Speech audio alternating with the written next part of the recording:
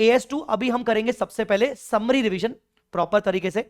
ये summary revision जो मैं आपको अभी करवा रहा हूं, अगर आप पहली बार AS2 को रिवाइज कर रहे हो तो भी रेलेवेंट है, और अगर आप इससे पहले AS2 को पढ़ चुके हो, अब आपके पास बहुत कम टाइम है एग्जाम में, तो भी आपके लिए समरी रिवीजन रेलेवेंट है। मतलब this summary revision is relevant for all type of students, all type of situations. ठीक है, ये समरी नोट्स कहां से मिलेंगे मैं एक बार आपको वापस से दिखा देता हूं। मैंने आपके साथ जो फोल्डर शेयर किया है CA इंटर फ्री रिसोर्सेज का, उसमें पहला पहला देखो handwritten summary notes. Handwritten summary notes में AS समरी नोट्स में AS2 मिल जाएगा। अगर ये फोल्डर का लिंक आपके पास नहीं है तो मेरे टेलीग्राम पे मैंने डाल के रखा है, पिन करके रखा है। टेलीग्राम चैनल का लिंक मैं अपने यूट्यूब के वीडियोस में डिस्क्रिप्शन में डाल दिया करता हूं। ठीक है, चलो AS2 वैल्यूएशन ऑफ इन्वेंट्री। सबसे पहले हम इन्वेंट्री की मीनिंग देख लेते हैं। इन्वेंट्री मतलब क्या? तो इन्वेंट्री, जस्ट अ मिनट, हाँ, सबसे पहले हम इन्वेंट्री की वैल्यू देख लेते हैं। इन्वेंट्री मतलब it is an asset. Inventory asset है? यस, इन्वेंट्री एक असेट है, बिकॉज असेट से हमें फ्यूचर इकोनॉमिक बेनिफिट्स एक्सपेक्टेड होते हैं। तो इन्वेंट्री एक असेट है जो कि 3 टाइप की असेट होती है। Number one held for sale in the ordinary course of business. ऐसी असेट जिसको आप रेगुलर सेल करते रहते हो, रेगुलर सेलिंग पर्पस के लिए आप उसको होल्ड करके बैठे हो, मतलब फिनिश गुड्स। इन्वेंट्री एक ऐसी असेट है जिसको आप रेगुलरली सेल करने के लिए अपने पास होल्ड करके बैठे हो। दूसरा, इन्वेंट्री एक ऐसी असेट है जिसको आप प्रोसेस ऑफ प्रोडक्शन में रखे बैठे हो, अभी वो कंप्लीट नहीं हुआ है, अभी वो प्रोडक्शन करके कंप्लीट नहीं हुआ है, पर वो प्रोडक्शन के प्रोसेस में है, which is in the process of production, which is in the production of process, in the process of production, जो प्रोडक्शन के प्रोसेस में है, दैट इज WIP। इन्वेंट्री एक ऐसी असेट है जो आप रेगुलरली सेल करते हो। इन्वेंट्री एक ऐसी असेट है जो WIP के फॉर्म में होती है, जो प्रोडक्शन प्रोसेस के अंदर, प्रोडक्शन के प्रोसेस में इन्वॉल्व है। और इन्वेंट्री एक ऐसी असेट है जो मटेरियल के फॉर्म में है, जिसको आप अभी कंज्यूम करोगे। अभी तक आपने कंज्यूम नहीं किया है, कंज्यूम कर लिया होता तो वो WIP बन जाता या फिनिश गुड्स बन जाता। तो इन्वेंट्री एक ऐसी असेट है, इन्वेंट्री एक ऐसी असेट है जिसको आप मटेरियल के फॉर्म में रखते हो, कंज्यूम करोगे आइदर प्रोडक्शन में या फिर रेंडरिंग ऑफ सर्विसेज में, आइदर प्रोडक्शन ऑफ गुड्स में या रेंडरिंग ऑफ सर्विस में। प्रोडक्शन ऑफ गुड्स में मतलब raw material, rendering of service में मतलब जैसे जय चावला अपनी सर्विस रेंडर करता है टीचिंग, पर उसके लिए हमारे पास बुक्स मेरे पास रखी हैं, तो बुक्स भी तो मैं दूंगा ना आपको लेक्चर्स के साथ साथ। तो बुक्स को क्या बोलूंगा मैं? मेरी मटेरियल, जिसको मैं सर्विस रेंडर करने के साथ कंज्यूम करूंगा। आई बात समझ में? That is your inventory. Measurement of inventory at balance sheet date. Inventory को बैलेंस शीट डेट पर किस वैल्यू पे मेजर करते हैं? लोअर ऑफ कॉस्ट और NRV। NRV मतलब नेट रियलाइजेबल वैल्यू, मतलब कितना एक्सपेक्टेड रिकवरी मुझे हो सकता है अगर मैं इन्वेंट्री को सेल करूं तो। अगर इन्वेंट्री को सेल कर दूं तो मुझे कितना रिकवरी होगा सेलिंग एक्सपेंसेस माइनस करने के बाद, कॉस्ट और NRV which ever is lower. अब इसका एक एक्सेप्शन याद रखना, इसका एक्सेप्शन याद रखना। मैं एक चीज आपको बताऊं, मैं फिर से बोल रहा हूं, ये समरी रिवीजन आपको याद रहेगा कि हाँ यार ये समरी रिवीजन क्यों स्पेशल था। एंड तक, एंड में देखना, आपको रियलाइज होगा कि ये समरी रिवीजन क्यों स्पेशल था, एंड ये समरी रिवीजन वीडियो सभी AS2 की रिवीजन से कितना अलग है और कितना इफेक्टिव है, ये मैं आपको अभी प्रूव करके दूंगा।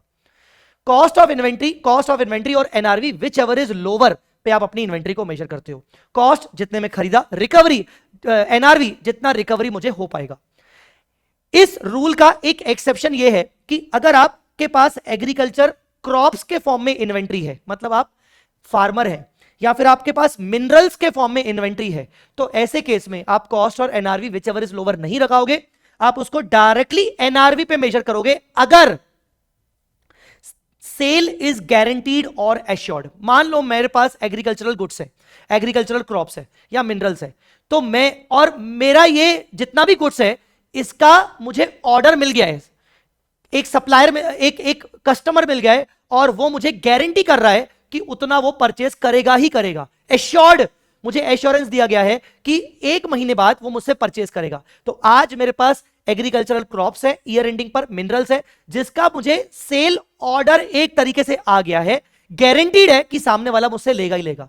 तो ऐसे केस में मैं अपनी इस इन्वेंट्री को जिसकी सेल एश्योर्ड है, गारंटीड है, उसको मैं NRV पे मेजर कर सकता हूं, फिर ये रूल नहीं लगेगा। ठीक है, ठीक है, चलिए अब NRV क्या होता है? शॉर्ट में मैंने बताया था एक्सपेक्टेड रिकवरी, NRV बताया था एक्सपेक्टेड रिकवरी। पर NRV का फॉर्मूला क्या होता है? कितने में सेल होगा, estimated selling price minus cell करके कितना एक्सपेंसेस बियर करने पड़ सकते हैं। Estimated selling price minus cell करूंगा तो कितने एक्सपेंसेस बियर करने पड़ेंगे। सेलिंग एक्सपेंस हो सकता है मेरा ब्रोकरेज का हो, मेरा सेलिंग एक्सपेंस ब्रोकरेज कमीशन का हो, या फिर लीगल चार्जेस करके कुछ हो। तो सेल करने की जो भी खर्चा होता है वो माइनस होता है।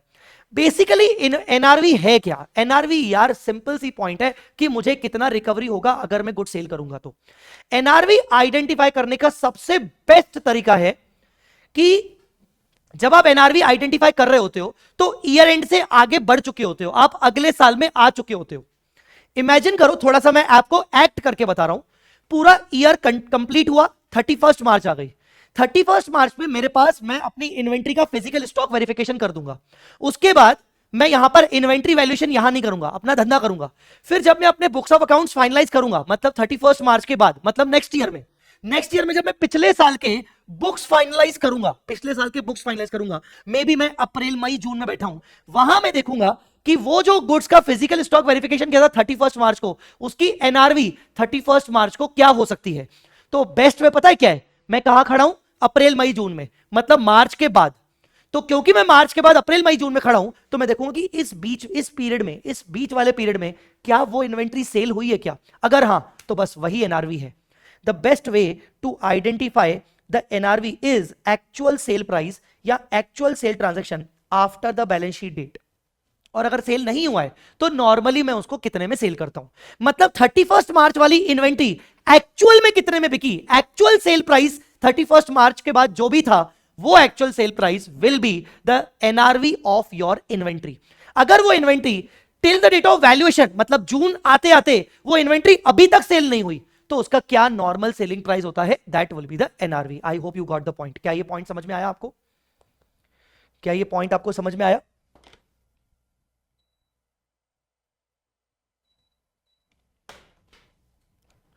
बोलो जी।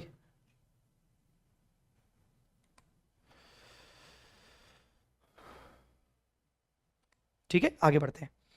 नेक्स्ट, अब एनआरवी को कैसे कैलकुलेट करते हैं, एनआरवी को कैलकुलेट कैसे किया जाता है। तो एनआरवी को कैलकुलेट करने का तरीका होता है, अलग अलग फिनिश गुड्स होते हैं, सॉरी अलग अलग इन्वेंट्री होती है। तो एनआरवी ऑफ फिनिश गुड्स की एनआरवी कैसे निकलती है, फिनिश गुड्स की एनआरवी कैसे निकलती है। नॉर्मल सेलिंग प्राइस, जैसा मैंने अभी आपको तरीका बताया, कितने में एक्चुअल सेल हुआ है मार्च के बाद, या नहीं हुआ है तो नॉर्मली कितने में हो सकता है, और सेल करने के बाद कितना सेलिंग का खर्चा आता है डायरेक्टली, वो माइनस कर दिया, दैट इज आ गई एनआरवी। ठीक है, अब यहां मैं आपको एक छोटी सी हिंट दे दूं, सुनो, यहां मैं आपको एक छोटी सी हिंट दे रहा हूं। एनआरवी जब आप निकालोगे नॉर्मल सेलिंग प्राइस में से सेलिंग एक्सपेंसेस, तो मान लो मेरा इन्वेंट्री डिफेक्टिव हो गया था, अब सेल करने के लिए मुझे पहले उसका रिपेयरिंग करना पड़ेगा, रिपेयरिंग करूंगा तो ही सेल हो पाएगा। तो repairing will be treated as a estimated selling expense. समझ में आया कि नहीं? तो एस्टिमेटेड सेलिंग एक्सपेंस आपका रिपेयरिंग कॉस्ट भी हो सकता है, ठीक है ना, रिपेयरिंग कि गुड्स थोड़े से गड़बड़ हो गए, उनका रिपेयरिंग किया। तो फिनिश गुड्स का एनआरवी एस्टिमेटेड सेलिंग प्राइस या normal selling price minus selling expenses. अब डब्ल्यूआईपी का एनआरवी कैसे निकलेगा, बहुत सिंपल है। आप फिनिश गुड्स का एनआरवी लो, ये वाला फिनिश गुड्स का आप एनआरवी लो। फिनिश गुड्स के एनआरवी में, क्योंकि वो डब्ल्यूआईपी है, डब्ल्यूआईपी मतलब अभी और भी खर्चा होना बाकी है, तो अभी और जितना भी एक्सपेंस होना बाकी है वो माइनस कर दो, तो आपको डब्ल्यूआईपी का एनआरवी मिल जाएगा। तो डब्ल्यूआईपी का एनआरवी किसके ऊपर बेस्ड है? फिनिश गुड्स के एनआरवी पर। फिनिश गुड्स का एनआरवी निकाला, अब डब्ल्यूआईपी का एनआरवी कैसे निकलेगा? फिनिश गुड्स का एनआरवी मतलब ये डब्ल्यूआईपी कभी ना कभी तो फिनिश गुड्स बनेगा, उसके लिए फर्दर खर्चा करना पड़ेगा, और जब फिनिश गुड्स बनेगा तो इतने में बिकेगा, तो उसमें से आप further cost to make the finish goods minus कर दो। फर्दर मतलब अभी जो खर्चा लगना बाकी है, ईयर एंड पे मैं बोल रहा हूं, अभी भी और खर्चा होना बाकी है डब्ल्यूआईपी के ऊपर, वो मैं फिनिश गुड्स की एनआरवी में से माइनस कर दूंगा, तो मुझे डब्ल्यूआईपी की एनआरवी पर यूनिट आ जाएगी, मल्टीप्लाई बाय डब्ल्यूआईपी के यूनिट्स कर दूंगा। बोलो, ये और ये समझ में आया? नेक्स्ट, अब फिनिश गुड्स का एनआरवी निकाल लिया, डब्ल्यूआईपी का एनआरवी निकाल लिया, उनका कॉस्ट होगा, विच एवर इज लोअर करके वैल्यूएशन आ जाएगा। बोलिए, यहां तक क्लियर हुआ सब दोनों को? अब आते हैं हम रॉ मटेरियल की बात करते हैं। रॉ मटेरियल को मैं कैसे मैनेज करूंगा, रॉ मटेरियल को मैं कैसे मैनेज करूंगा, ध्यान से देखिएगा। Raw material, how to measure the raw material, it depends on finish goods measurement. अब रॉ मटेरियल का एनआरवी नहीं मेजर कर रहे हैं, रॉ मटेरियल का फाइनल वैल्यूएशन कैसे होगा। रॉ मटेरियल का फाइनल वैल्यूएशन, रॉ मटेरियल के बाद जो फिनिश गुड्स बनता है उसके ऊपर होगा। अगर आप फिनिश गुड्स को कॉस्ट पे मेजर कर रहे हो, फिनिश गुड्स को कॉस्ट पे मेजर कर रहे हो, कॉस्ट और NRV whichever is lower, आप उसको कॉस्ट पे मेजर कर रहे हो, मतलब एनआरवी ज्यादा ही होगी।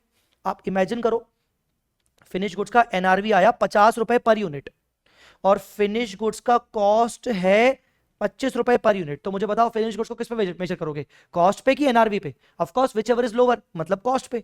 और अगर कॉस्ट पे मेजर कर रहे हो इसका मतलब एनआरवी ऊपर ही है, मतलब अच्छा खासा प्रॉफिटेबल गुड्स है। तो ऐसे केस में वो बोलता है कि अगर फिनिश गुड्स को कॉस्ट पे मेजर कर रहे हो तो रॉ मटेरियल को भी तुम कॉस्ट पे ही मेजर करोगे। तो सिंपल सा रूल है, फिनिश गुड्स को किस पे मेजर कर रहे हो, कॉस्ट पे, तो रॉ मटेरियल को किस पे मेजर करोगे, कॉस्ट पे।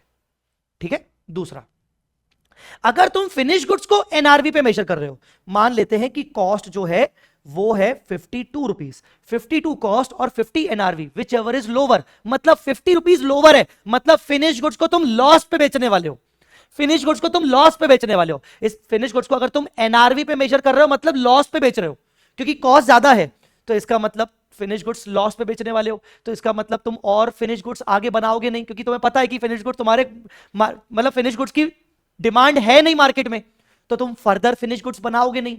फर्दर फिनिश गुड्स नहीं बनाओगे तो जो तुम्हारे पास रॉ मटेरियल बच गया है उस रॉ मटेरियल को तुम सप्लायर के पास जाके रिप्लेस करके आओगे। तो इसीलिए फिनिश गुड्स को अगर एनआरवी पे मेजर कर रहे हो तो तुम्हें रॉ मटेरियल को मेजर करना चाहिए रिप्लेसमेंट कॉस्ट और original cost whichever is lower, replacement cost और original cost whichever is lower. बोलो समझ में आया? फिनिश गुड्स कॉस्ट पे मेजर हो रहा है तो रॉ मटेरियल कॉस्ट पे मेजर होगा, फिनिश गुड्स एनआरवी पे मेजर हो रहा है मतलब गलत बात है, गंदी बात है, प्रॉफिटेबिलिटी नहीं हो रही है, मतलब मैं रॉ मटेरियल को आगे फर्दर यूज नहीं करूंगा, उसको रिप्लेस करूंगा, इसलिए मैं रॉ मटेरियल को रिप्लेसमेंट कॉस्ट और original cost whichever is lower पे बुक करूंगा। बोलो क्या ये मेजरमेंट रूल समझ में आ गया?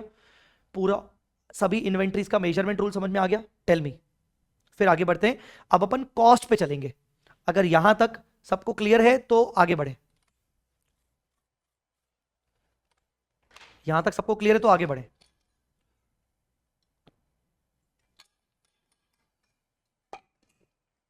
ठीक है, चलो अब कहां से स्टार्ट किया था? इन्वेंट्री क्या होती है? इन्वेंट्री को कॉस्ट और एनआरवी विचएवर इज लोअर पे मेजर करते हैं, एक एक्सेप्शन। इन सबका एनआरवी एनआरवी क्या होता है? रॉ मटेरियल को कैसे कैसे मेजर करते हैं? एनआरवी सबका आ गया। अब बात करते हैं इनका कॉस्ट क्या है, बिकॉज कॉस्ट और NRV whichever is lower, NRV निकालना सीख गए, अब कॉस्ट। कॉस्ट में क्या क्या आता है? कॉस्ट में आपको चार बातें याद रखनी है, PC, CC, OC, BC. PC purchase cost, CC conversion cost, OC other cost, BC borrowing cost. Borrowing cost मैंने स्टार लगा के रखा है। बोरोइंग कॉस्ट इन्वेंट्री की कॉस्ट में कैपिटलाइज तभी होगा जब वो एएस 16 के हिसाब से इन्वेंट्री क्वालिफाइंग एसेट होगी। जिनको एएस 16 याद आ रहा है अच्छी बात है, जब याद नहीं आ रहा है तो एएस 16 जब पढ़ोगे तब याद आ जाएगा। तो बोरोइंग कॉस्ट क्या हमेशा इन्वेंट्री की कॉस्ट में कैपिटलाइज होगा? The answer is no. Borrowing cost inventory की कॉस्ट में कैपिटलाइज तब होगा, कॉस्ट में ऐड तब होगा जब इन्वेंट्री एक क्वालिफाइंग एसेट है। याद आ रहा है आपको थोड़ा बहुत एएस 16? ठीक है, तो अगर बोरोइंग कॉस्ट को हटा दें तो अब कितनी कॉस्ट बच गई? पीसी, सीसी, ओसी।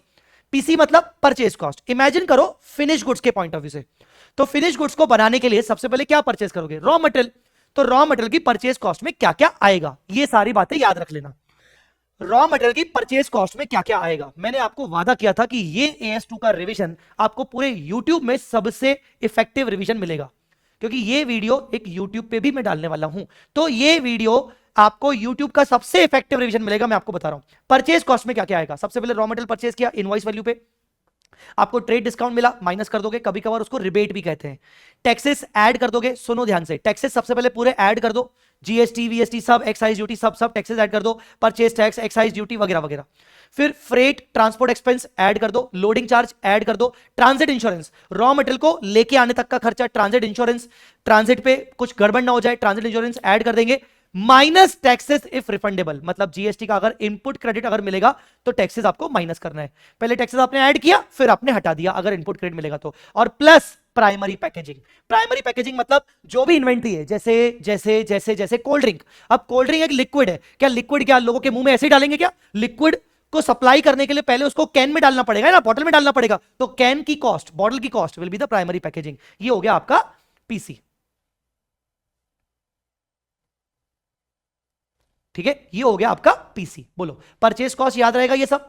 अब आते हैं, फिर मैंने आपको बोला था इमेजिन करो फिनिश गुड्स है, फिनिश गुड्स के लिए आप सबसे पहले परचेस किसको करोगे, आप परचेस करोगे रॉ मटेरियल को।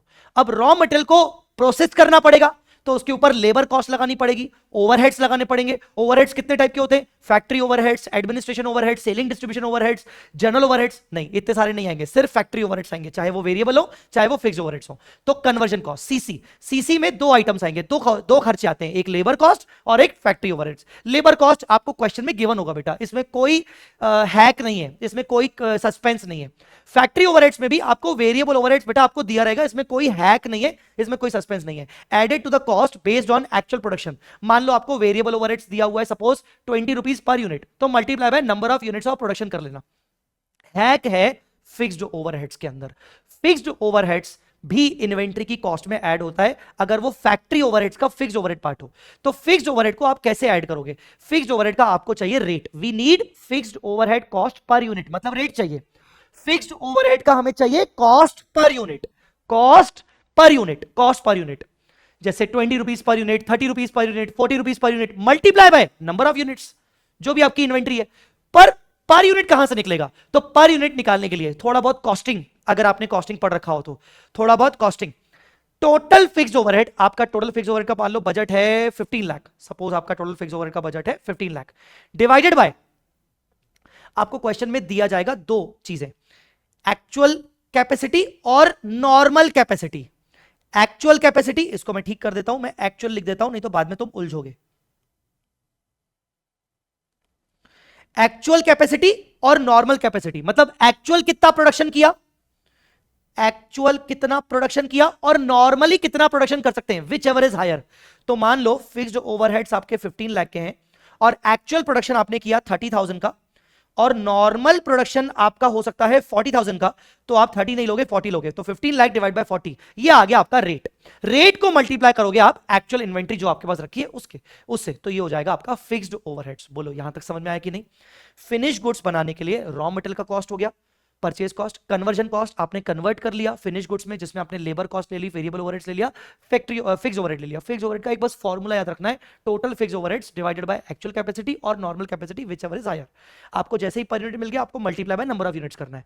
अब आती है अदर कॉस्ट। अदर कॉस्ट का मतलब क्या है, अदर कॉस्ट का मतलब क्या है, कोई भी कॉस्ट जो इन्वेंट्री को सेलेबल कंडीशन तक पहुंचाने के लिए जरूरी है। फिनिश गुड्स बन तो गया, पर कहां पर बैठा हुआ है, फैक्ट्री के अंदर। फैक्ट्री से ये फिनिश गुड्स नहीं सेल होता, फैक्ट्री से ये जाता है वेयरहाउस, तो वेयरहाउस तक पहुंचने के खर्चे, मतलब ट्रांसपोर्ट वगैरह हो गया। तो कोई भी cost necessary to bring the inventory into saleable condition, inventory को सेलेबल कंडीशन और लोकेशन तक पहुंचाने का खर्चा, सेलेबल कंडीशन और लोकेशन तक पहुंचाने का खर्चा। तो सेलेबल कंडीशन तक पहुंचाने के लिए मुझे मैंने मान लो कोल्ड ड्रिंक के कैन बना लिए, अब उसको सेलेबल कंडीशन पहुंचाने के लिए मुझे उसको कार्टन, बड़े बड़े कार्टन में मुझे पैकेजिंग करनी पड़ेगी। तो यहां पर फिर से पैकेजिंग आ गई बेटा, यहां पर वो फिर से पैकेजिंग आ गई, मतलब सेकेंडरी पैकेजिंग आ गई। फिर ट्रांसपोर्ट करना पड़ेगा वेयरहाउस तक लेके जाने के लिए, तो ट्रांसपोर्ट का खर्चा, लोडिंग अनलोडिंग का खर्चा, ये सब example secondary packaging, transport cost, transit insurance, warehouse तक का इंश्योरेंस, तो ये सब खर्चा आ गया आपका अदर कॉस्ट। बोलिए आपको समझ में आया कि नहीं, बताइए। कॉस्ट ऑफ इन्वेंट्री इतना डिटेल में आपको समझ में मैंने समझाने की कोशिश की है, समझ में आया कि नहीं।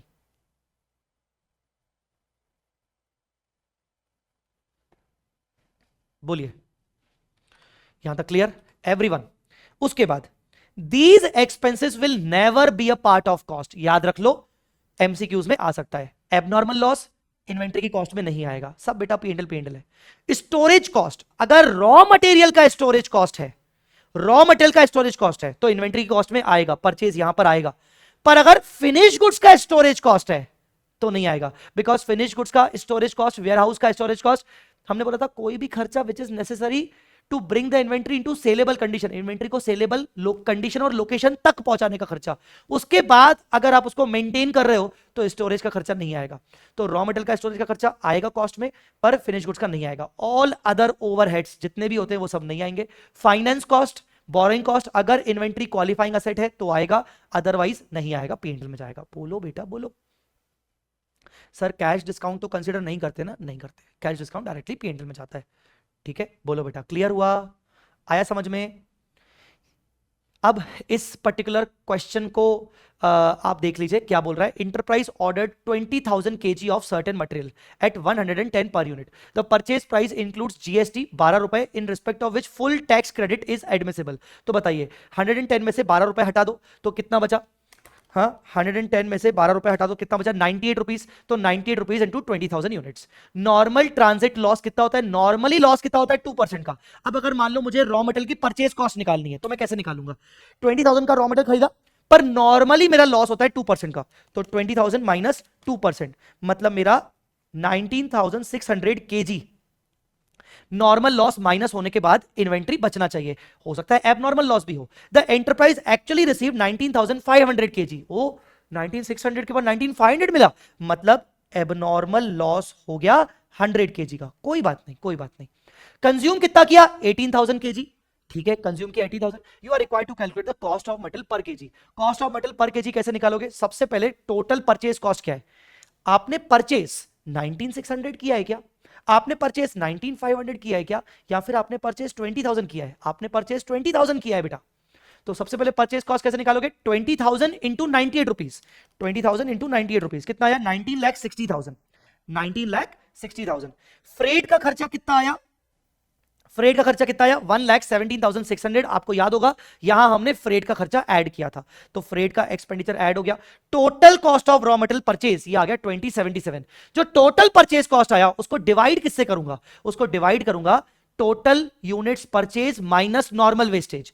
Total units purchase minus normal wastage मतलब 19,600। सर 19,500 क्यों नहीं लेते? बिकॉज मुझे 100 का भी अलग से अकाउंट फॉर करना है, उसकी भी एंट्री करनी है, इसलिए मैंने पूरा 19,600 के हिसाब से देखूंगा कि मेरा कितना मेरा पर यूनिट कॉस्ट आ रहा है। मेरा पर यूनिट कॉस्ट आ रहा है 106 पर केजी। अब मेरा पर यूनिट कॉस्ट 106 पर केजी आ गया, और मेरे पास इतने गुड्स होने चाहिए थे, इतने गुड्स होने चाहिए थे, पर हैं कितने? 19,500 गुड यूनिट्स और 100 केजी एबनॉर्मल लॉस। तो अगर वो आपसे पूछे एबनॉर्मल लॉस की वैल्यू क्या है, तो आपने 106 पर केजी निकाला इंटू 100 केजी, तो एबनॉर्मल लॉस जाएगा आपके पी&एल में। क्या ये आपकी कॉस्ट में ऐड होगा? नहीं, मैंने ऊपर बता दिया आपकी कॉस्ट में एबनॉर्मल लॉस ऐड नहीं होता। अब आपके पास गुड यूनिट्स कितने बचे? 19,500। उसमें से आपने कंज्यूम कितने कर लिए? 18,000। 18,000 अगर आपने कंज्यूम कर लिए तो बाकी 1,500 आपके पास क्लोजिंग इन्वेंट्री बचे। जो कंज्यूम किया उसका भी वही रेट 106, जो क्लोजिंग बच गया उसका भी वही रेट। तो जो कंज्यूम हो गया वो 19,08,000, क्या वो फिनिश गुड्स की कॉस्ट में जाएगा कि नहीं जाएगा? वो फिनिश गुड्स की कॉस्ट में चला जाएगा। और जो क्लोजिंग इन्वेंट्री बच गया वो तो आपका बैलेंस शीट में जाएगा, वो आपके बैलेंस शीट में जाएगा। क्लोजिंग इन्वेंट्री की कॉस्ट बच गई। बोलो बेटा आया समझ में कि नहीं? जो क्लोजिंग इन्वेंट्री की कॉस्ट बच गई उसको मेजर किस पे करोगे? जो क्लोजिंग इन्वेंट्री की कॉस्ट बच गई उसको मेजर किस पे करोगे? ये सब रॉ मटेरियल चल रहा है, तो रॉ मटेरियल को मेजर करने का जो तरीका होता है वो डिपेंड करता है फिनिश गुड्स पे। अगर फिनिश गुड्स को कॉस्ट पे मेजर कर रहा हूं तो रॉ मटेरियल को कॉस्ट पे मेजर करूंगा। फिनिश गुड्स को एनआरपी पे कर रहा हूं तो रॉ मटेरियल को रिप्लेसमेंट कॉस्ट और original cost whichever is lower पे करूंगा। तो जो मेरी यहां पर इन्वेंट्री रॉ मटेरियल की आई है 159, वो कॉस्ट है, उसको मैं कॉस्ट पे मेजर करूंगा अगर फिनिश गुड्स भी कॉस्ट पे मेजर हो रहा है तो। बोलो आया समझ में? क्या क्लियर हुआ क्या? अगला analysis of raw material cost of purchase, जो मैंने अभी आपको सिखाया इस क्वेश्चन में, उसका ही फॉर्मूला कि भाई कभी भी अगर आपको cost per unit of raw material निकालना हो, cost per unit of raw material निकालना हो, तो आपको पहले टोटल परचेज कॉस्ट आपको चाहिए। और टोटल परचेज कॉस्ट के लिए आपको टोटल यूनिट से मतलब है। आप ये नहीं बोलोगे कि 19,600 यूनिट बचने चाहिए, 19,500 यूनिट बचे हैं, अबे ये सब लॉस वॉस छोड़। तूने पैसा तो सप्लायर को 20,000 केजी का दिया ना, तो total purchase cost divided by कितने यूनिट परचेज किए? 20,000 माइनस नॉर्मल लॉस जिसको आप कंसीडर नहीं करते हो, तो उसके हिसाब से आपका cost per unit of raw material आ जाता है। ठीक है, तो आपने 20,000 यूनिट्स परचेज किए, उसमें से आपका नॉर्मल लॉस चला गया 400 का, तो रिमेनिंग यूनिट्स 9,600 बचने चाहिए। फिर उसके भी हमने 3 हिस्से किए कि एबनॉर्मल लॉस 100 केजी कितना, कंज्यूम 18,000 केजी कितना, और बच गया 1,500 केजी कितना। इन तीनों की अगर मुझे कॉस्ट निकालनी है तो मैं cost per unit, cost per unit, cost per unit जो मैंने ये निकाली थी वही करूंगा। ध्यान से देखिए, टोटल मिला के 20,000 केजी था, नॉर्मल हटा दिया तो बचा 19,600। 19,600 के मैंने 3 हिस्से किए, एक एबनॉर्मल, एक कंज्यूम्ड, एक क्लोजिंग, और तीनों को मैंने 106 106 106 जो कि यहां पर आया मल्टीप्लाई कर दिया, आ गया मेरा तीनों की चीज, तीनों की वैल्यूज, एबनॉर्मल लॉस की वैल्यू, क्लोजिंग इन्वेंटरी की वैल्यू, रॉ मटेरियल कंज्यूम्ड की वैल्यू। क्या ये आपको रॉ मटेरियल का एनालिसिस समझ में आया? Analysis of raw material cost of purchase, बोलो समझ में आया कि नहीं?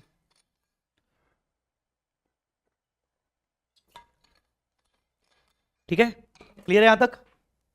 नेक्स्ट, अब अपन जैसे एनालिसिस हमने रॉ मटेरियल का किया था वही एनालिसिस हम फिनिश गुड्स का करेंगे अब, बिकॉज रॉ मटेरियल से अब हम फिनिश गुड्स की तरफ जा रहे हैं। तो बताइए, फिनिश गुड्स में आप रॉ मटेरियल डालते हो, तो इन तीनों में से कौन सा रॉ मटेरियल डालोगे? क्या आप एबनॉर्मल लॉस डालोगे? नहीं, वो तो फिर P&L में चला गया। क्या आप क्लोजिंग रॉ मटेरियल? क्लोजिंग मतलब डाला ही नहीं, जो कंज्यूम ही नहीं किया। इसका मतलब फिनिश गुड्स में कौन सा रॉ मटेरियल जाएगा? ये वाला, कंज्यूम्ड वाला।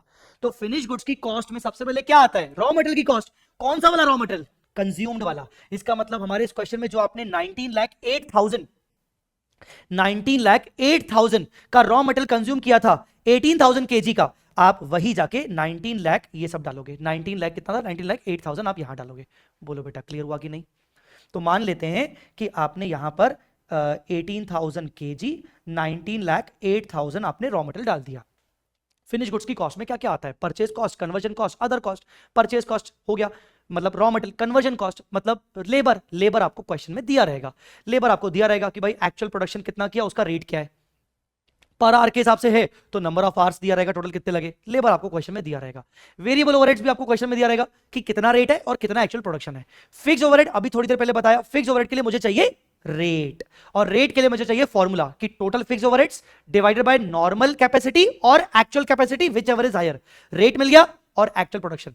मान लीजिए अगर मैं आपको बोल रहा हूं कि 18,000 केजी से 18,000 केजी का ही फिनिश गुड्स बनने वाला है, 18,000 केजी से 18,000 केजी का ही फिनिश गुड्स बनेगा, 1:1। 1 केजी का रॉ मटेरियल लगाओगे तो 1 केजी का फिनिश गुड्स निकलेगा, ऐसा मान लेते हैं। तो इसका मतलब सबके साथ साथ अब 18,000 18,000 18,000 मल्टीप्लाई हो जाएगा, क्योंकि 18,000 केजी का रॉ मटेरियल कंज्यूम किया और फिनिश गुड्स भी प्रोडक्शन 18,000 का ही होगा। ठीक है, और आप अदर कॉस्ट ऐड कर दोगे। तो आप ध्यान से देखिए कि फिनिश गुड्स की कॉस्ट में आपने क्या क्या डाला? Purchase cost of raw material मतलब कंज्यूम्ड, फिर labour cost, variable overheads, fixed overheads, other cost. Other cost अगर क्वेश्चन में दिया हो तो, अदर कॉस्ट मैंने अभी आपको क्या बताया था? अदर कॉस्ट जो कि सेलेबल कंडीशन और लोकेशन तक पहुंचाने के लिए जरूरी है, जैसे सेकेंडरी पैकेजिंग, ट्रांसपोर्ट वगैरह वगैरह। अब बढ़ते हैं अपन आगे। Total cost of finish goods purchased, total cost of finish goods purchased, total cost of finish goods purchase ये आ गया, और डिवाइडेड बाय कितने फिनिश गुड्स आपने प्रोड्यूस किए? मान लो 18,000 केजी, ये टोटल कॉस्ट, और 18,000 केजी ये आ गया आपका कॉस्ट पर यूनिट। अब आपका जैसे ही कॉस्ट पर यूनिट आ गया, क्वेश्चन में आपको एनआरवी दिया होगा, विच एवर इज लोअर कर लेना। बोलो ना बेटा, आया समझ में? आया समझ में कि नहीं? Total cost of finish goods per unit आ जाएगा, divide by number of finish goods produce. मतलब अगर आपने 18,000 केजी डाला था तो मान लेते हैं 18,000 केजी आया, या तो क्वेश्चन में दिया रहेगा कि कितना केजी डालने पर कितना केजी बनता है। अब आपका कॉस्ट पर यूनिट आ गया। For valuation of finish goods inventory above cost is compare with NRV, और जैसे ही आपने फिनिश गुड्स को मेजर कर लिया तो फिनिश गुड्स के जस्ट बाद आपको डब्ल्यूआईपी भी आप मेजर कर लोगे, और रॉ मटेरियल भी कहीं ना कहीं इसके ऊपर ही डिपेंड होता है, सब आ जाएगा। ठीक है, उसके बाद चलिए, ये ओवरऑल क्लियर हो गया, क्राइटेरिया समझ में आया। यही क्राइटेरिया जो मैंने आपको समझाया, इसी चीज को मैं आपको एक बढ़िया से मास्टर क्वेश्चन में अभी के अभी डिस्कस कर देता हूं। अभी के अभी आपने रॉ मटेरियल परचेज किया, रॉ मटेरियल का नाम है P, is required to produce finish goods Q। Q बनाने के लिए रॉ मटेरियल P की जरूरत पड़ती है, ठीक है ना। आपने रॉ मटेरियल P परचेज किया 30,000 केजी का, 30,000 केजी परचेज किया 80,000 rupees per kg per. GST included about at the rate of 12%, GST इसमें इंक्लूडेड है और इनपुट क्रेडिट मिलेगा। तो 80 रुपीज कॉस्ट का पार्ट नहीं है, 80 में से जीएसटी माइनस करना पड़ेगा। फ्रेट प्लस होगा, प्राइमरी पैकेजिंग प्लस होगा रॉ मटेरियल में, normal wastage, actual wastage, raw material not yet consume till year and मतलब क्लोजिंग। ठीक है, तो आइए रॉ मटेरियल का पहले समझ लेते हैं। पहले तो 80 रुपीज में से 12% का जीएसटी हटाओ जो कि इंक्लूडेड है, तो कैसे हटेगा? 80 divide by 112 into 12, 80 divide by 112 into 12, तो 8.57 हट जाएगा। तो अगर आप क्वेश्चन देखोगे तो जीएसटी मैंने हटा दिया 80,000 30,000, 80 रुपीज 30,000, और जीएसटी हटा दिया पूरे 24 लाख में से, तो आपकी वैल्यू बची इतना वैल्यू बचा। फिर आपने क्या किया? आपने फ्रेट ऐड किया, प्राइमरी पैकेजिंग ऐड किया, ये सब ऐड किया, तो आपकी टोटल कॉस्ट ऑफ परचेज आ गई, total cost of purchase of raw material आ गया, डिवाइडेड बाय अब बताओ क्या करोगे? 30,000 करोगे कि 30,000 में से नॉर्मल वेस्टेज माइनस करोगे कि 30,000 में से नॉर्मल ना माइनस करके एक्चुअल पूरा ही माइनस कर लोगे? क्या करोगे? 30,000 में से नॉर्मल माइनस करेंगे, मतलब 29,700।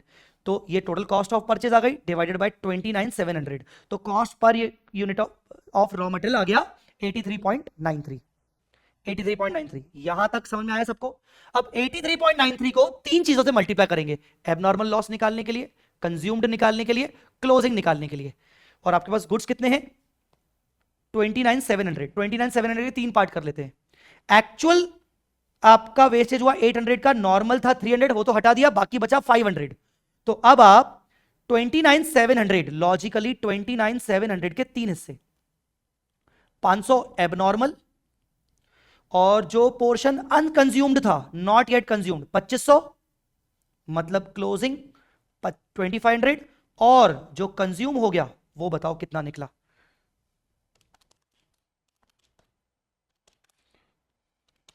वो निकला 26,700। ये देखिए, abnormal loss 500, raw material consumed 26,700, और क्लोजिंग रॉ मटेरियल तो हमें मिल गए। ठीक है, तो बताओ एबनॉर्मल लॉस की कॉस्ट कितनी आएगी? यही 83.93 मल्टीप्लाई बाय 500। कंज्यूम्ड की कॉस्ट कितनी आएगी? यही 83.93 मल्टीप्लाई बाय 26,700। तो 26,700 से मल्टीप्लाई किया। ठीक है, बोलो बेटा क्लियर? नॉर्मल कैपेसिटी है आपकी 40,000 केजी की, और एक्चुअल प्रोडक्शन आप 26,700 कर रहे हो, क्योंकि जितना कंज्यूम कर रहे हो उतना ही मान लो प्रोडक्शन हो रहा है। बताओ यहां तक सबको रॉ मटेरियल का समझ में आया? यहां तक सबको रॉ मटेरियल का समझ में आया? परचेस कैसे किया? देखो पहले मैंने पूरा आपको कॉन्सेप्ट समझाया बिना एग्जाम्पल के, उसी चीज को मैं आपके साथ एग्जाम्पल के फॉर्म में कर रहा हूं। अभी अपन एग्जाम्पल समझ रहे हैं, एग्जाम्पल से पहले अपन ने पूरा कॉन्सेप्ट समझा, कॉन्सेप्ट से भी पहले अपन ने इंस्टीट्यूट का ये वाला क्वेश्चन करके भी सेम टू सेम समझा। मतलब 3 बार रिपीट हो रहा है रिवीजन के अंदर, नालायकों। हाँ, यहां नहीं आ रहा है तो थोड़ी शर्म आनी चाहिए कि यार यहां तक मैं पहुंच गया हूं पर मुझे अभी भी नहीं समझ में आ रहा कि चल क्या रहा है। चलो एनीवेज, तो तुम यहां तक पहुंच गए, अब अपन फिनिश गुड्स की बात कर लेंगे। तो फिनिश गुड्स बनाने के लिए तुमने कितना रॉ मटेरियल कंज्यूम किया? 26,700 मल्टीप्लाई बाय 83.93 जो हमने कॉस्ट पर यूनिट निकाली थी। फिर आगे बढ़ते हैं, और आगे क्या था क्वेश्चन के अंदर? फिनिश गुड्स क्यू के लिए मुझे लेबर कॉस्ट चाहिए 75 पर यूनिट, आराम से हो जाएगा। वेरिएबल कॉस्ट 30 पर यूनिट, आराम से हो जाएगा। इन दोनों को तो ऐसे ही ले लो, 26,700 केजी केजी केजी 75 30, चलो हो गया। Finish fixed overheads, fixed overheads total कितने हैं? 12 लाख। तो total 12 lakh divided by normal capacity, actual capacity. Normal capacity कितनी है? नॉर्मल कैपेसिटी कितनी है? Normal capacity 40,000। एक्चुअल कैपेसिटी कितनी है? 26,700। तो ये हो जाएगा 40,000। तो fixed overhead 12 lakh divided by 40,000 कितना हुआ? 30 रुपीज। 30 रुपीज का रेट आ गया, मल्टीप्लाई बाय एक्चुअल प्रोडक्शन करूंगा, तो आ जाओ एक्चुअल प्रोडक्शन और 30 रुपीज का रेट, फिक्स्ड ओवरहेड्स आ गए। बोलो बेटा क्लियर हुआ कि नहीं? फिक्स्ड ओवरहेड्स आ गए। और कुछ कॉस्ट दिया हुआ था क्या? लेबर हो गया, वेरिएबल हो गया, फिक्स्ड हो गया, नॉर्मल कैपेसिटी हो गया। 1 raw material consumed is equal to 1 finish goods produce. ठीक है, ट्रांसपोर्ट कॉस्ट टू वेयरहाउस, बेटा अदर कॉस्ट 1 लाख, तो ये अदर कॉस्ट आपने ऐड किया 1 लाख। तो total cost of finish goods आ गया 59,45,431। और आपने कितने यूनिट्स बनाए? 26,700। सर 26,700 तो केजी ऑफ रॉ मटेरियल था, बट बेटा फिनिश गुड्स भी उतना ही बन रहा है, क्योंकि क्वेश्चन में मैंने दे रखा है 1 unit of raw material consumed is equal to 1 finish goods produce. तो ये आपका टोटल कॉस्ट आ गया डिवाइडेड बाय टोटल यूनिट्स आपने इतने प्रोड्यूस किए, आपका फिनिश गुड्स का पर केजी कॉस्ट आ गया, cost per KG of finish goods आ गया 222.67। अब हम करेंगे valuation of inventory.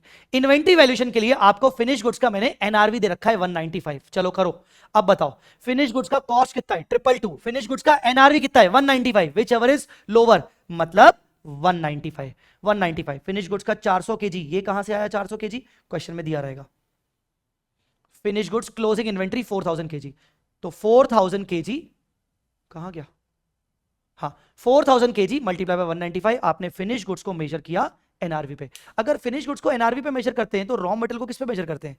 Replacement cost और ओरिजिनल कॉस्ट। रिप्लेसमेंट कॉस्ट का है रिप्लेसमेंट क्वेश्चन में रिप्लेसमेंट कॉस्ट है 70 रुपए, और ओरिजिनल कॉस्ट का है? ओरिजिनल कॉस्ट आपने निकाला 83 रुपीज, बताओ मतलब 70 रुपए। तो 70 रुपीज पे आप मेजर करोगे 70 रुपए। और याद है आपको इन्वेंट्री कितनी बची थी लास्ट में? इन्वेंट्री याद करो, बची थी आपकी रॉ मटेरियल की 2500। तो 2500 की इन्वेंट्री के हिसाब से आपका रॉ मटेरियल का रिप्लेसमेंट कॉस्ट आ गया। टोटल इन्वेंट्री का वैल्यूएशन आ गया 9,55,000। बेटा इससे ज्यादा आसान करके मैं आपको नहीं बता सकता, इससे ज्यादा डिटेल में आपको कहीं और नहीं मिल सकता, ये बता रहा हूं मैं। बोलो चलो, अब छुटपुट कुछ पॉइंट बचे हैं। अपन ज्वाइंट प्रोडक्ट्स और बाय प्रोडक्ट्स के केस में कॉस्ट कैसे निकालेंगे? ज्वाइंट प्रोडक्ट और बाय प्रोडक्ट के केस में कॉस्ट कैसे निकालेंगे? ज्वाइंट प्रोडक्ट बाय प्रोडक्ट के केस में कॉस्ट कैसे निकलेगी? सबको पता होगा ज्वाइंट प्रोडक्ट मतलब एक प्रोसेस से मल्टीपल यूनिट्स फिनिश गुड्स बनते हैं। बाय प्रोडक्ट कुछ ऐसे यूनिट्स बनते हैं जिनकी कुछ खास वैल्यू होती नहीं है। एग्जांपल्स ऑफ ज्वाइंट प्रोडक्ट जैसे पेट्रोल, डीजल, केरोसिन निकला। डेयरी आइटम्स में क्रीम, बटर, घी, प्रोसेस्ड मिल्क वगैरह ये सब निकला, तो ये सब ज्वाइंट प्रोडक्ट्स होते हैं। बाय प्रोडक्ट जिनकी वैल्यू ज्यादा नहीं होती, अगर उनकी वैल्यू ज्यादा होती है तो उनको ज्वाइंट प्रोडक्ट ही बोला जाता है। शुगर केन में शुगर मेन प्रोडक्ट है, मोलासिस हो गया ज्वाइंट प्रोडक्ट। ऑयल में पीनट ऑयल, वेस्ट ऑयल, एक वेस्ट ऑयल निकलता है जो कि एक बाय प्रोडक्ट की तरह होता है। अब प्रॉब्लम क्या है, पहले प्रॉब्लम आइडेंटिफाई करें, क्योंकि क्या होता है ना, हम रट्टू होते हैं एक नंबर के, बस जैसा जैसा दे दिया फिर पता नहीं चला कि है क्या, करना क्या था।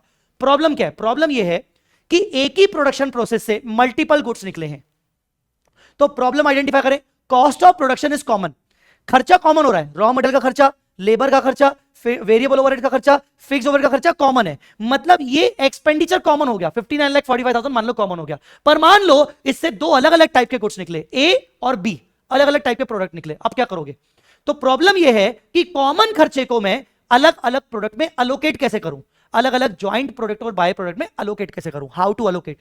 प्रॉब्लम सबको क्लियर हुई? बोलिए।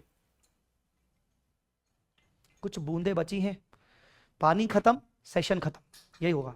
अब बस पानी खत्म हो रहा है मेरा, मतलब मैं आपका सेशन खत्म करने वाला हूं। डन। आइए जल्दी। तो प्रॉब्लम समझ में आ गई सबको? प्रॉब्लम सबने आइडेंटिफाई आई होप आपने कर ली होगी कि टोटल प्रोडक्शन कॉस्ट अलग अलग यूनिट्स के लिए है कॉमनली, तो उसको अलोकेट कैसे करेंगे। तो आपका जो भी टोटल कॉस्ट ऑफ प्रोडक्शन आया, इमेजिन करो पिछले एग्जांपल के हिसाब से ये वाला ये आया, और उसके आपने उससे अपने मल्टीपल गुड्स बना लिए। मान लो ज्वाइंट प्रोडक्ट 1, ज्वाइंट प्रोडक्ट 2 और मान लो एक बाय प्रोडक्ट बना। तो AS2 कहता है कि बाय प्रोडक्ट तुम्हारा मेन प्रोडक्ट की तरह सेल होगा क्या, तो उसको भी ज्वाइंट प्रोडक्ट ही मान लो। पर अगर बाय प्रोडक्ट ऐसे ही है, छोटा मोटा रियलाइजेबल वैल्यू दे जाएगा, तो उसकी नेट रियलाइजेबल वैल्यू माइनस कर दो कॉस्ट ऑफ प्रोडक्शन से। मतलब इतना खर्चा किया और उससे 3 गुड्स निकले, मान लो A, B, C, पर जो C है ना वो बाय प्रोडक्ट है, वो छोटा मोटा है। तो फिर AS बोलता है कि जो छोटा मोटा है ना उसको तुम कितने में बेचोगे, जितने में भी बेचोगे उसको टोटल कॉस्ट से नेट ऑफ कर दो और टोटल कॉस्ट को सिर्फ A और B में अलोकेट करो।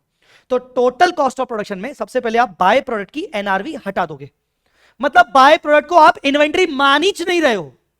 अगर कोई और भी स्क्रैप है, अगर कोई और स्क्रैप वैल्यू है वो भी माइनस कर दो। कुल मिला के टोटल कॉस्ट ऑफ प्रोडक्शन में से आप बाय प्रोडक्ट का रियलाइजेबल वैल्यू हटा दो, स्क्रैप वैल्यू हटा दो, जो भी नेट कॉस्ट ऑफ प्रोडक्शन बचेगा उसको A और B में अलोकेट करना है। किस रेशियो में? ए अगर सेल होगा तो अल्टीमेटली किस वैल्यू पे सेल होगा, कितना सेल करे होगा। बी अगर सेल होगा तो अल्टीमेटली कितना सेल होगा। मान लो ए की क्वांटिटी निकली है 5000 यूनिट्स और वो सेल होगा आगे चल के 150 रुपीज के हिसाब से, तो इसकी आ गई एक एस्टिमेटेड सेल। मान लो बी की क्वांटिटी निकली है 1500 यूनिट्स और ये सेल होगा 500 रुपए के हिसाब से, तो ये निकल गई उसकी एस्टिमेटेड सेल। तो ए और बी को उन दोनों की एस्टिमेटेड सेल के प्रपोर्शन में कॉस्ट को अलोकेट कर दो। तो कॉस्ट को आप allocate in the proportion of total sale value of each joint product, आप उनको अलोकेट कर दो। अब आपको ए की कॉस्ट अलग मिल गई, बी की कॉस्ट अलग मिल गई। जैसे आपको ए और बी की कॉस्ट मिल गई, डिवाइड बाय उनके नंबर ऑफ यूनिट्स करोगे तो कॉस्ट पर यूनिट आ जाएगी। कॉस्ट पर यूनिट आ जाएगी तो एनआरवी के साथ आप कंपेयर कर लेना, कॉस्ट और NRV whichever is lower. बोलो जल्दी बोलो, क्लियर हुआ? Joint product, by product. Last but not the least, other important points, AS2 की कुछ और important points. AS2 does not applicable to incomplete services, incomplete services पे applicable नहीं होता। मान लो ईयर एंड पे मेरी टीचिंग सर्विस इनकंप्लीट है, कंसल्टेंसी सर्विस इनकंप्लीट है, AS2 इसके ऊपर एप्लीकेबल नहीं होगा, इनकंप्लीट सर्विस के ऊपर एप्लीकेबल नहीं होगा।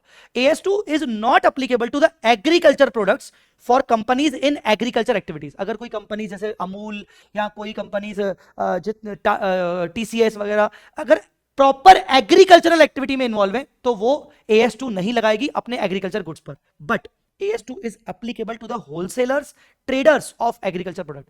अगर तुम मैन्युफैक्चरिंग कर रहे हो तो तुम्हारे एग्रीकल्चरल प्रोडक्ट पे AS2 नहीं लगेगा, बट अगर तुम सिर्फ होलसेलर हो, एग्रीकल्चर प्रोडक्ट खरीद के बेच रहे हो, तो बॉस AS2 लगेगा, कॉस्ट और एनआरवी व्हिचएवर इज लोअर होगा। ठीक है? हाँ, कॉस्ट को आइडेंटिफाई करने के आपने बहुत सारे तरीके पढ़े होंगे, फीफो, वेटेड एवरेज, वगैरह वगैरह, वो मैंने यहां पर डिस्कस नहीं किया बिकॉज वो इतने कोई भारी चीज नहीं है और वो फाउंडेशन में पढ़ चुके हो तुम लोग। एक मेथड होता है स्टैंडर्ड कॉस्टिंग मेथड, कॉस्ट को आइडेंटिफाई करने का एक मेथड होता है स्टैंडर्ड कॉस्टिंग मेथड। ये स्टैंडर्ड कॉस्टिंग मेथड सूटेबल होता है मैन्युफैक्चरिंग कंपनीज के लिए। जो भी मैन्युफैक्चरिंग कंपनीज होती हैं जो प्रॉपर कॉस्ट रिकॉर्ड मेंटेन करती हैं उनके लिए सूटेबल होता है। हो सकता है एमसीक्यू में पूछा जाए।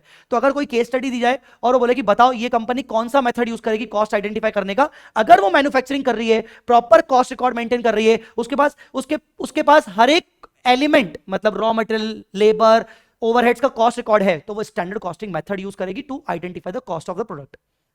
अगर कोई इंडस्ट्री रिटेल सेक्टर में है, ठीक है ना, रिटेल सेक्टर में है जहां पर उसका मार्जिन सिमिलर है, हर गुड्स के ऊपर सिमिलर मार्जिन है, तो वो रिटेल या एडजस्टेड सेलिंग प्राइस मेथड लगाएगी कॉस्ट आइडेंटिफाई करने के लिए। ये मेथड बोलता है कि कॉस्ट आइडेंटिफाई करना है तो डायरेक्ट कॉस्ट आइडेंटिफाई मत करो, गुड्स की सेलिंग प्राइस आपको अगर पता है उसमें से आप अपना मार्जिन माइनस कर दो। ये किस फॉर्म के लिए सुटेबल होता है? who are dealing in the large quantity of similar items with fixed profit margin। मान लीजिए डी मार्ट हो गया या ऐसी इंडस्ट्रीज हो गई जो बहुत ही रिटेल सेगमेंट में मल्टीपल वैरायटी ऑफ गुड्स हैं, ठीक है, पर उनका मार्जिन मोस्टली सिमिलर है। तो अगर सिमिलर मार्जिन पर उनको गुड्स बेचना होता है तो वो सेलिंग प्राइस में से मार्जिन माइनस करेंगे और उनकी कॉस्ट निकल आएगी, उनके लिए वो सुटेबल होता है। ठीक है, entities who are dealing in customised goods should adopt specific identification method to calculate the cost। specific identification मतलब मैनुअल अप्रोच। मान लीजिए मैं अपने अपने कस्टमर्स के लिए कस्टमाइज गुड्स बनाता हूं, तो उस कस्टमर के लिए मैंने जो भी खर्चा किया होगा तो मैंने एक लॉग बुक बना के रखी होगी, रिकॉर्ड्स बना के रखे होंगे कि भाई लेबर का खर्चा इसके लिए इतना किया, एक और लेबर का खर्चा पर वो दूसरे के लिए किया, तो नहीं, स्पेसिफिक आइडेंटिफिकेशन मतलब मैं मैन्युअली कॉस्ट आइडेंटिफाई करूंगा कस्टमाइज्ड गुड्स के केस में। ट्रेड डिस्काउंट हमेशा परचेज कॉस्ट में से माइनस होगा, कैश डिस्काउंट परचेज कॉस्ट में से माइनस नहीं होगा, डायरेक्टली पीएनएल में जाएगा। GST included in cost, always assume that ITC will be available. अगर क्वेश्चन में कुछ नहीं बोल रहा है और जीएसटी है क्वेश्चन में तो मान लेना आईटीसी मिलेगा, मतलब हटा देंगे। ठीक है, regular sale of empty bottles, एक छोटा सा केस था आपके क्वेश्चन बैंक में, वो डिस्कस कर रहा हूं।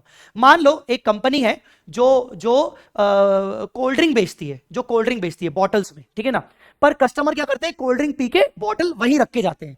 अब उनके पास इतनी बॉटल जमा हो जाती है कि वो बॉटल्स की भी रेगुलर सेल करती हैं थ्रू टेंडर्स और प्रॉपर बॉटल्स का इन्वेंट्री मेंटेन होता है। तो एक कंपनी जो कोल्ड ड्रिंक बेच रही है, कोई ड्रिंक बेच रही है, पर बॉटल्स की इन्वेंट्री उनके पास अच्छी खासी हो गई है, प्रॉपर रिकॉर्ड मेंटेन कर रहे हैं और उनको भी वो प्रॉपरली सेल कर रहे हैं थ्रू द टेंडर्स, तो ऐसे केस में वो बॉटल्स, एम्प्टी बॉटल्स को भी वो इन्वेंट्री मानेंगे और एम्प्टी बॉटल से जो सेल होगी वो उसको रेवेन्यू फ्रॉम ऑपरेशन मानेंगे। ठीक है, ये ध्यान रखना। LIFO method is not allowed for cost identification. If payment is made beyond normal credit term, then the cost of inventory should be present value of cash outflow। मान लीजिए आज मैंने डील कर दिया तुम्हारे साथ कि मैं सप्लायर से 10,000 kg ऑफ रॉ मटेरियल खरीद रहा हूं 10,000 इंटू 100 रुपीज में, तो मुझे पेमेंट कितना करना है, 10 लाख, पर पेमेंट मैं तुम्हें करूंगा 1 साल बाद। इन्वेंट्री खरीद के लाया पर पेमेंट करूंगा 1 साल बाद। अगर 1 साल बाद पेमेंट करूंगा तो मैं अपनी इन्वेंट्री की कॉस्ट को 10 लाख रुपीज नहीं मानूंगा, 10 लाख रुपीज करूंगा 1 साल बाद पेमेंट, तो उसका आज का प्रेजेंट वैल्यू मे बी 9,50,000 9,20,000 मैं अपनी इन्वेंट्री की कॉस्ट को प्रेजेंट वैल्यू पे दिखाऊंगा, क्योंकि भले मैं 10 लाख पे कर रहा हूं पर कॉस्ट आज के हिसाब से होनी चाहिए, बाकी जो एक्स्ट्रा पे कर रहा हूं वो एक तरीके से इंटरेस्ट है और इंटरेस्ट जाएगा पीएनएल में। तो इस तरीके से होगा बेटा। ये था तुम्हारा AS2 का डिटेल्ड रिवीजन। इसलिए मैंने कहा था कि ये रिवीजन हर प्रकार के स्टूडेंट्स के लिए, हर प्रकार की सिचुएशन के लिए एप्लीकेबल है, और वादा किया था कि इतना डिटेल्ड रिवीजन होगा कि आपको पूरे कंपैरिजन में आपको ऐसा रिवीजन नहीं मिलने वाला, गारंटीड। तो ये हो गया रिवीजन। ठीक है, फाइनली अगर मजा आया तो मुझे जरूर फीडबैक दे देना। ठीक है।